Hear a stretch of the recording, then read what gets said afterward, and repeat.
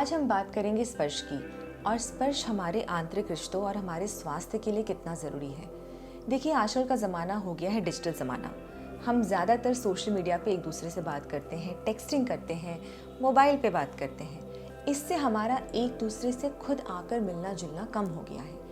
यही नहीं, परिवार में भी जब दूरियां बढ़ गई हैं, हम एक शहर में अकेले रहते हैं, हम न्यूक्लियर फैमिली में रहते हैं और कई बार हम अपने स्पाउस से भी, अपने पार्टनर से भी हम फ़ोन पर बात करते हैं या वर्बली बात करते हैं। और टच जो है, जो स्पर्श है, उसकी जो डेफिनेशन है वो सिर्फ एक सेक्सुअल रिलेशनशिप तक रह गई है कि अगर हमें किसी को, अपने पार्टनर को छोड़ना है तो हमारा उनके साथ एक फ़िज़िकल इंटीमेसी होना चाहिए। ऐसा ज़रूरी नहीं है।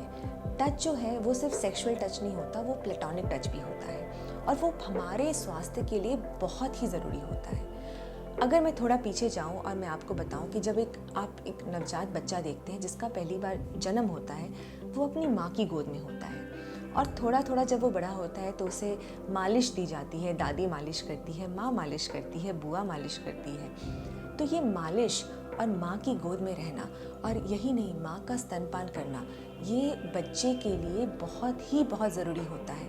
इससे बच्चे का ऑक्सीजन लेवल रेगुलेट होता है, प्रॉपर रहता है, बच्चे का सोशल डेवलपमेंट होता है, ब्रेन डेवलपमेंट होता है और इमोशनल स्किल्स डेवलप होते हैं। बच्चे को अच्छी नींद आती है।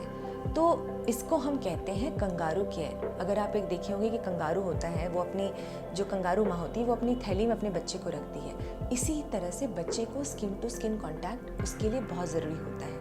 और ये सिर्फ बचपन में ही नहीं, जैसे जैसे वो बड़ा होता है, वृद्धावस्था तक जाता है, जीवन के हर फेज में हमारे लिए टच बहुत ज़रूरी होता है। टच से क्या होता है, एक ऑक्सीटोसिन हार्मोन रिलीज़ होता है जिससे कि हमारे बीच बॉन्डिंग बिल्ड होती है, संबंध प्रगाढ़ होते हैं।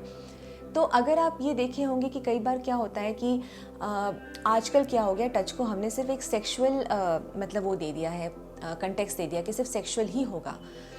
बहुत जो होता है, बहुत सारा टच होता है, प्लेटोनिक टच होता है। जैसे कि अगर आप ध्यान देंगे कि कभी भी अगर आपने ध्यान दिया होगा, कभी कोई आपका दोस्त है जो निराश बैठा है या जो उदास बैठा है कि एग्ज़ाम में नंबर कम आ गए या जॉब चली गई या घर में किसी की रुखसत हो गई, तो उस समय हम उनको ढाढ़स बढ़ाने के लिए हम उनके कंधे पे हाथ रखते हैं या उनको हम दिलासा देते हैं, तो वो हम टच के थ्रू अपनी भावनाओं को प्रकट करते हैं। तो भावनाओं को प्रकट करना सिर्फ शब्दों से नहीं, आप एक टच से भी कर सकते हैं। एक लाइट रब कर सकते हैं अपने उनके शोल्डर पे, या गालों को हल्का सा सहला सकते हैं, या हाथ पकड़ सकते हैं। ये सारे छोटे छोटे जो गेस्चर्स हैं, ये बहुत ही ज़रूरी है संबंधों के लिए। तो अगली बार अगर कभी आपके साथी से अनबन हुई हो, तो उनको सिर्फ शब्दों से ना जीते, उनको एक हल्का सा ममता भरा, प्यार भरा स्पर्श देकर देखें और देखिए उनका गुस्सा कैसे पिघलता है।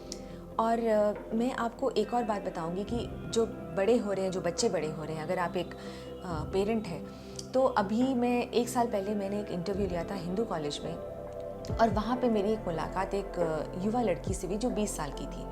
उसने कहा कि उसके माता पिता ने कभी उसे स्पर्श नहीं दिया, उसको कभी हग नहीं किया, उसको कभी प्यार से उसके पास नहीं बैठी। हमेशा एक फ़िज़िकल दूरी बनी रही क्योंकि हमने टच को बहुत सेक्सुअल बना दिया है। हमें लगता है अगर हम किसी को छुएंगे तो वो कहीं ना कहीं एक उसमें कोई शारीरिक वासना है या ऐसा है। ऐसा ज़रूरी नहीं है। टच जो है वो बहुत ही ममता भरा, बहुत ही मार्मिक, मैं कहूँगी, एक स्पर्श होता है। तो वो जो बच्ची थी, जो 20 साल की बच्ची थी, उन्होंने फिर एक अपने ही क्लासमेट के साथ उनका एक हुकअप रिलेशनशिप हुआ और उन्होंने ये कहा मुझे, जो मुझे बहुत दिल तक छू गया, कि मुझे कभी अपने माता पिता से वो टच नहीं मिला। उस टच को फील करने के लिए मैंने हुकअप किया। तो अगर आप पेरेंट्स हैं और आप ये देख रहे हैं, तो अपने बच्चों से वो फिज़िकल दूरी ना बनाएं, क्योंकि बच्चे के लिए स्पर्श बहुत ज़रूरी है और आपके लिए भी ज़रूरी है।